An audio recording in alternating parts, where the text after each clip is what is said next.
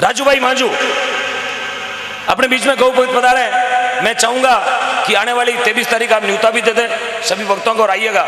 2 शब्द एक बार जोरदार तालियां भाई साहब राजू भाई मांझू साहब के लिए जो अमूल्य समय निकाल के रात को मध्य रात्रि में अपने बीच में आए।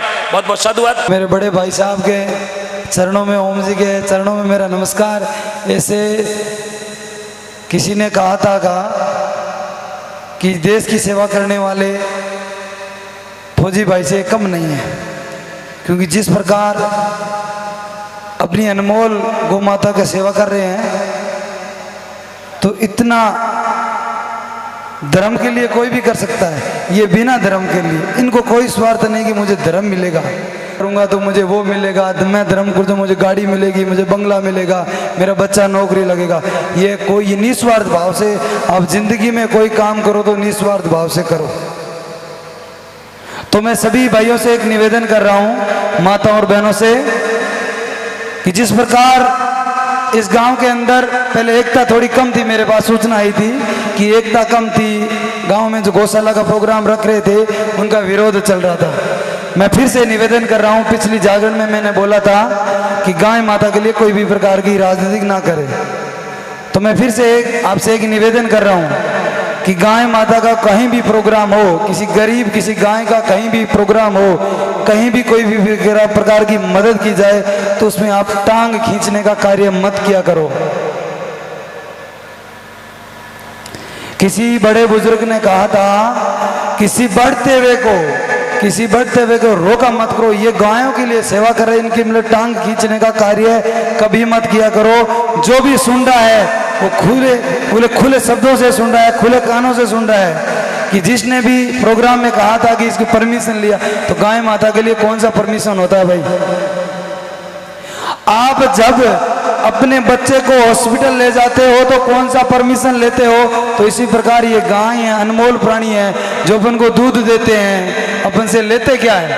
उनके लिए अपन परमिशन लेंगे तो परमिशन का मतलब क्या रहेगा? मैं सबसे पहले धन्यवाद और सब देना चाहता हूं ओम जी मुंडेल, डॉक्टर ओम जी मुंडेल साहब को, कि जिस प्रकार से राजस्थान के अंदर हर गांव के अंदर, हर शहर के अंदर गौशाला का प्रोग्राम कर रहे हैं। हम तो पहुंच नहीं पाते कि हम 2, 4, 5, 10 गौशाला में पहुंच जाएंगे, क्योंकि 24 घंटे बिजी रहते हैं कार्य में, दूसरा काम। ये पूरा काम इन्होंने गायों के लिए अपना पूरी जिंदगी त्याग दी है। तो इनका सपोर्ट करने के लिए हम भी तैयार है, आप भी तैयार रहो, ये पूरा हिंदुस्तान तैयार रहेगा, तब इस धरती माँ के अंदर गाय का भूख नहीं मरेगी। कभी सुना है कि बांग्लादेश सीमा पे गायों के काटे जाते हैं, गायों को मारा जाता है, तो उनसे पापी तो हम हैं, या भूख मर के अपने सामने मर रही है, उनसे अपन क्या कम है? ये बात सोचो ना कि उनसे क्या कम है। वहां काट रहे हैं, वहां आंखों के सामने, और हमारे आंखों के सामने मर रही है भूख से, और गायों के लिए राजनीति कर रहे हैं।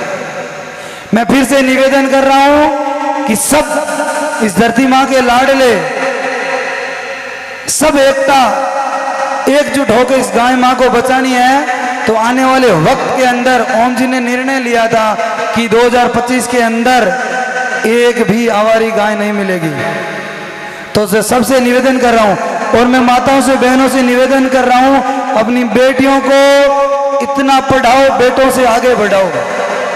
गांव के अंदर बेटियों को खेल कूदने से मना करते हैं कि खेलना कूदना ये बच्चों के लिए, शरीर के लिए स्वस्थ है, और बच्चियों को पढ़ाने के लिए आगे बढ़ाइए। बच्चियां कम नहीं है, और जितना अपनी बेटियों को संस्कार दोगे, अपनी बेटों को स्कूल में पढ़ाओगे, इतना ही अपना देश तरक्की करेगा, आगे बढ़ेगा। इस संसार के अंदर इटली, जापान, अमेरिका आगे क्यों बढ़ रहे हैं? क्यों? वहां का एजुकेशन, वहां पढ़ाई बहुत तेज चलती है, वहां पढ़ाई बहुत अधिक है अपन से। तो मैं निवेदन कर रहा हूं मेरे छोटे भाइयों से कि आप सेल्फी लेने के लिए बहुत तेज दौड़ते हो, मेरे से शिक्षा लेनी है तो कोई बदमाशी की शिक्षा मत लेना, कहीं झगड़े की शिक्षा मत लेना, किसी जेब कतरे की शिक्षा मत लेना, कोई गैंगवार की शिक्षा मत लेना।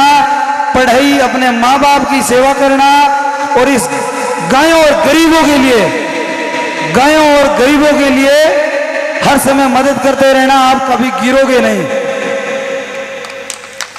कभी चाकू लेके, कभी तलवार लेके, कभी पिस्टल लेके, मैं मजबूर हूं। मेरा अंदर दिल कहता है, मैं कितना अंदर से तकलीफ है, लोग मुझे सही रास्ते पे आने नहीं देते, मैं इतना मजबूर है। मैं एक दिन आपको मेरी मजबूरी बताऊंगा कि लोग कितने मुझे मजबूर कर देते हैं।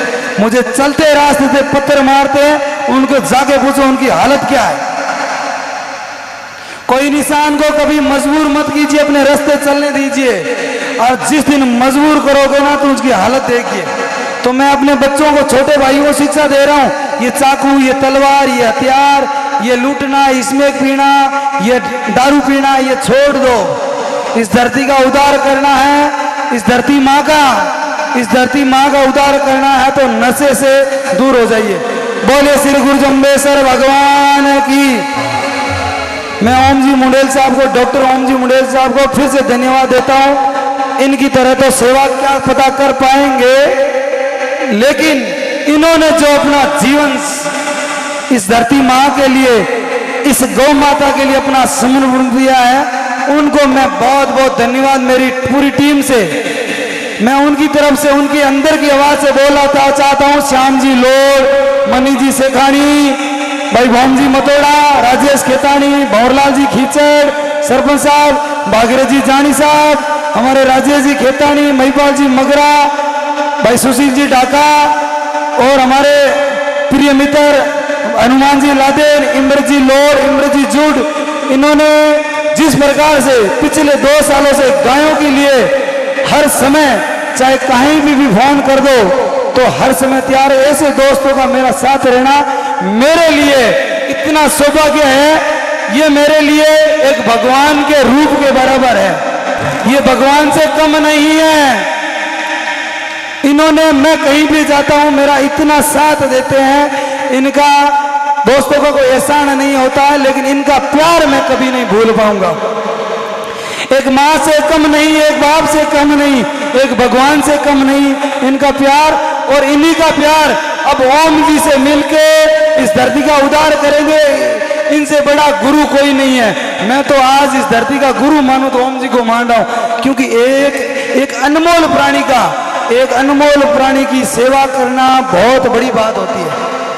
इंसान की सेवा कर सकते हैं, गुरु जी की सेवा कर सकते हैं, जो किसी का नहीं है। गाय रोती है तो किसको कहती है मुझे भूख लगी है, मेरा पेट दर्द कर रहा है, उनकी सेवा कर रहे हैं। मैं इनको धन्यवाद देना चाहता हूँ, बहुत बहुत धन्यवाद। मैंने आपका टाइम 5-10 मिनट खराब किया है, क्योंकि मैं वक्ता तो नहीं हूँ, लेकिन कुछ शब्द मेरे आपको गलत लगे तो बुरा मत मानना, और मानो तो मेरे भाई हो। बोले श्री गुरु जम्बेश्वर भगवान की, बोले बजरंग बली की, बोले तेजाजी महाराज की। मैं एक और निवेदन करना चाहता हूं, 23 तारीख को हम सबका गौशाला है, मेरा नहीं हो, हम सबका है। 23 तारीख को जम्बेश्वर नगर लोहावट, जम्बेश्वर नगर लोहावट फलोदी तहसील के अंदर बाबा रामदेव गौशाला पिछले 5 साल से चल रही है। ना तो रजिस्ट्रेशन है ना कोई बात, ऐसे ही चल रही है। 400 गायें हैं। मैं एक सुंदर, वहाँ 363 पौधों का भारत का नक्शा बनाया, सुंदर खेजड़ी के पौधों से, 363 पौधों से, खेजड़ी के पौधों से भारत का नक्शा बनाया, और खेजड़ी के पौधों से मैंने झूंपड़ा बनाया, और 400 पौधों से मैंने एक छोटा सा जंगल बनाया। तो वहाँ के देखना, और सबका आशीर्वाद होगा तब हिंदुस्तान की गायों को बचा पाएंगे।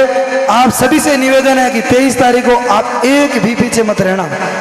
वहाँ गीता जी रबारी, डॉक्टर ओम जी मुंडेल, सबसे बड़े हमारे ओम जी मुंडेल, ये आज वक्त उनका जो अपना टाइम वो गायों के लिए कर रहे हैं ना, उनको मैं भगवान से दुआ करता हूँ कि मेरी और मेरे दोस्तों की उम्र इन ओम जी को लगे।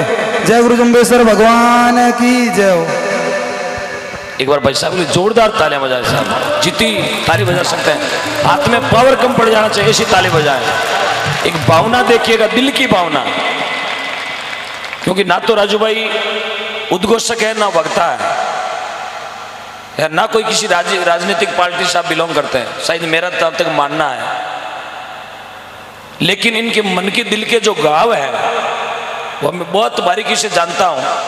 क्योंकि गायल की गत गायल जाना करे। गायल की गत,